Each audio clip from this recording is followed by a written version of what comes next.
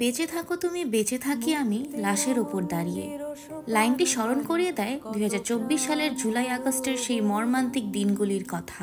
এরই স্মরণে মাসব্যাপী শিল্পকলা একাডেমির চারুকলা অনুষদে আয়োজিত হচ্ছে ওই নতুনের কেতনরে প্রদর্শনী, যা মূলত জুলাই গণ অভ্যুত্থানের একটি নির্মীয়মান আর্কাইভ।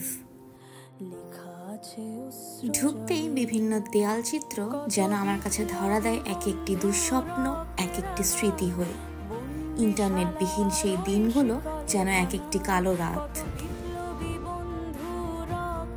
লাল রং যেন রক্তের বন্যা, আর কালো শোকের প্রতীকী। প্রতিটি দেয়াল জুড়ে লাল কালো রঙের চিত্রকর্ম আমাকে স্মরণ করিয়ে দেয় বৈষম্য বিরোধী ছাত্র আন্দোলন থেকে এক দফা দাবি আদায়ের যাত্রাকে, যা ছিল রক্তাক্ত ও শোকের। ছাত্র শিক্ষক থেকে শুরু করে বিভিন্ন শ্রেণী, পেশা, ধর্মের মানুষের একতার গল্পগুলো যেন সাদা দেয়ালে এক একটা ফুল হয়ে ধরা দিচ্ছিল। পাশেই দেখতে পাই গণহত্যা ও নিপীড়নের বিরুদ্ধে শিল্পী সমাজের অভিনয়ের কিছু চিত্র, যা সে সময়ের আন্দোলনকে যেমন বাড়িয়েছিল, তেমনি আমাকে আরও একবার স্মরণ করিয়ে দিল বাঙালির ঐক্যবদ্ধতার জোর এক মহাকাশ সমান।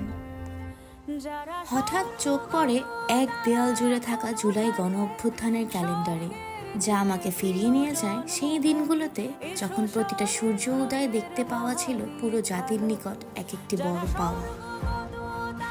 দেয়াল জুড়ে এক একটি চিত্রকল্পে নানা নিপীড়ন দেখতে দেখতে হঠাৎ আটকে পড়ি সেই আহত ভাইদের চিত্রের মাঝে, আর তার ঠিক পাশেই তাদের এক্সট্রা রিপোর্টের শিল্পকর্ম, যা দেখে গায়ে কাটা বিঁধে। এমনকি পাশেই দেখি সাদা কালো চিত্রকর্মের মাঝে আমার ভাই বোনদের লাশ বহনের মুহূর্ত। এক কদম পা বাড়াতে না বাড়াতেই এক অন্ধকার রুম দেখতে পাই, যাতে ঢুকতেই দেখি 4 দেয়ালের মধ্যে জায়গা পেয়েছে আমার শহীদ ভাই বোনদের নাম। শিল্পীর শৈল্পিকতা যেন ফুটে ওঠে স্বৈরাচার ও তার লোকের মিমিক্রি চিত্রকর্মে। অত্যাচার, নিপীড়নও যে কতভাবে ফুটিয়ে তোলা যায় তারই প্রতিফলিত রূপ যেন এই চিত্রকর্ম।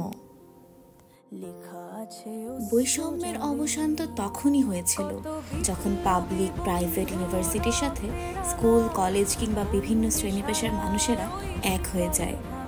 অতঃপর 36শে জুলাই যেন জুলাই মাস বুঝতে পারল এবার তার শেষ হওয়ার পালা।